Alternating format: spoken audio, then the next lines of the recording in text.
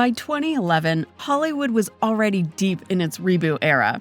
Old titles were being polished up, familiar franchises were being reintroduced, and network TV was constantly looking for recognizable names that could cut through the noise. So, in theory, bringing back Charlie's Angels made total sense. This was a title everyone knew.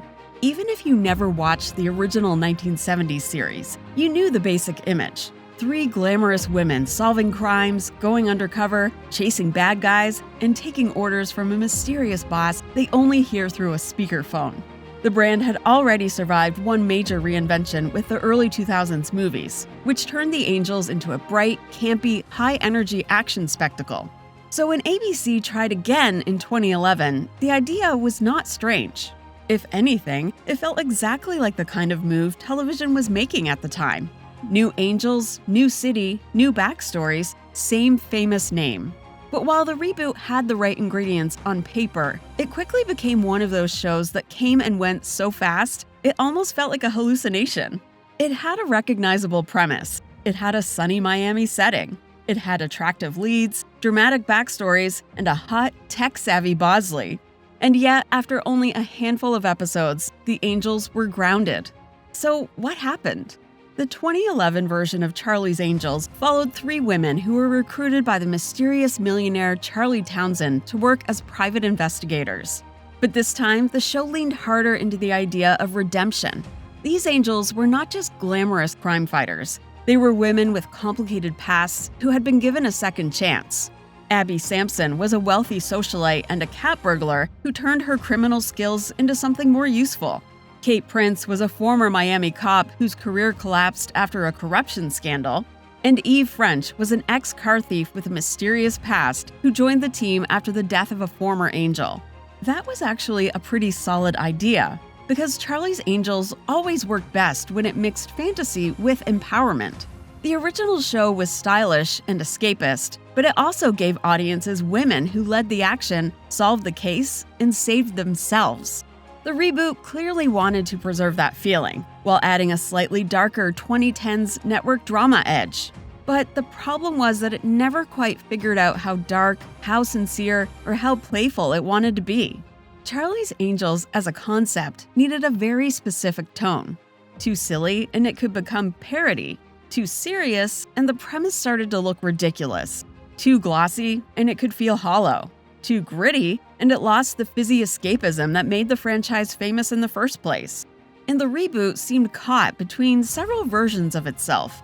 It wanted the glossy fun of the movies, the case of the week structure of a network procedural, the action of a spy series, and the built-in nostalgia of a classic TV brand. That was a lot to balance. Also, the Charlie's Angels franchise had always been loved and criticized for the same reasons. It came with decades of debate over whether it was empowering, objectifying, or somehow both at the same time. So the show had a tricky legacy to navigate. And don't forget, this was an era when television was changing fast. Network dramas were competing not only with each other, but with cable shows that felt sharper and darker. So a Charlie's Angels reboot could not coast on brand recognition alone. It needed a strong identity immediately. Luckily, the 2011 reboot had the ingredients for that. It had a pretty stacked cast. Annie Alonso gave Kate a tough, guarded presence. Rachel Taylor's Abby had a polished, slightly rebellious charm. Minka Kelly's Eve brought a more mysterious, emotional energy. And Ramon Rodriguez's Bosley was redesigned as younger, sharper, and more involved in the action than the classic version. And there was some serious potential in the setup, too. A disgraced cop, a former Park Avenue princess, a car thief, and a hacker made for a fun team. Each character came with a skill set. Each had baggage. Each had a reason to need Charlie's support as much as Charlie needed them.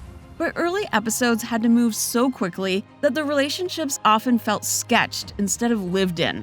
And that might be one of the biggest reasons the reboot struggled. The show opened with the death of Gloria, one of the Angels and Eve's childhood friend. Her murder became the reason Eve entered the story, joining Kate and Abby as the newest member of the team. In theory, that gave the reboot immediate stakes. This was not just a light adventure where everyone walked away unscathed. The Angels' world was dangerous, and the job carried real consequences. But it also meant the show began with a tragedy before viewers had much time to understand the team dynamic. And for a franchise built around chemistry, that was a risk. Charlie's Angels needed the audience to believe in the bond between the angels instantly. Sure, the cases mattered, but the real engine was the trio. The fun came from watching them go undercover together, tease each other, protect each other, and walk into impossible situations with complete confidence.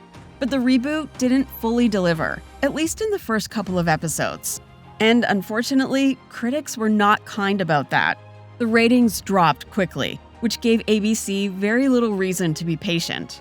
After just a few weeks, production was shut down, and the reboot became one of the 2011 TV season's most visible casualties. Cancelled after only 4 episodes had aired, and pulled from the schedule entirely 3 episodes later. But looking back, the weird thing is that the 2011 Charlie's Angels reboot did not fail because the idea was impossible. The issue was execution. The show had the shape of Charlie's Angels, but not enough of the sparkle.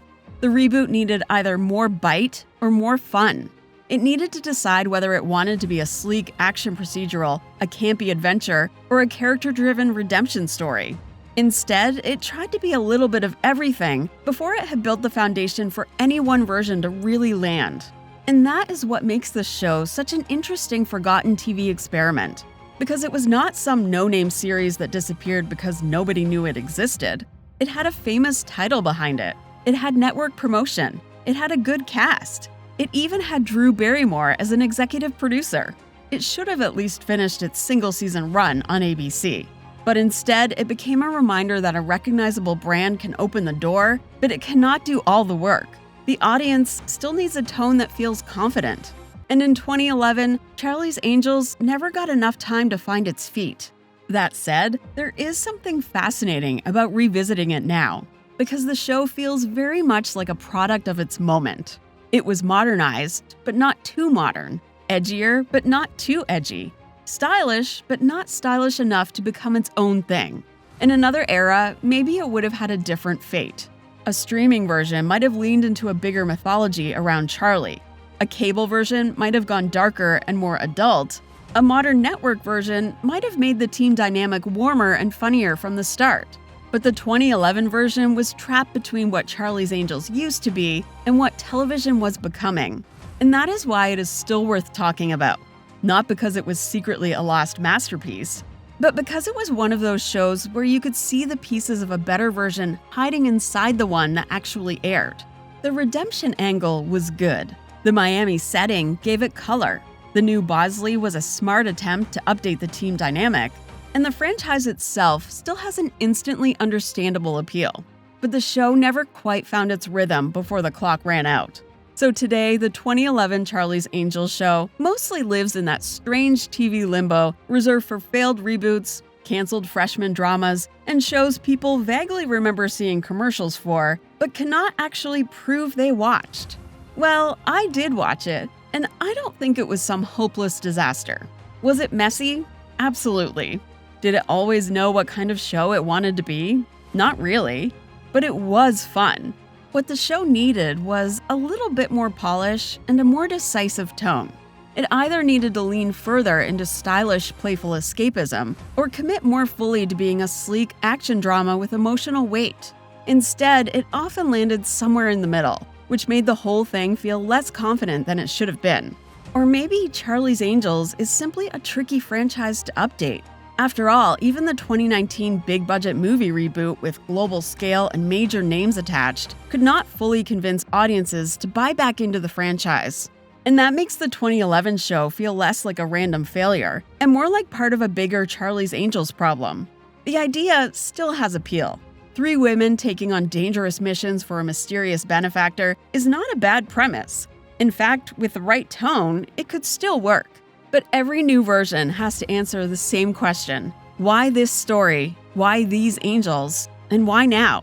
The 2011 reboot had pieces of a good answer. It just never had enough time or confidence to make that answer stick.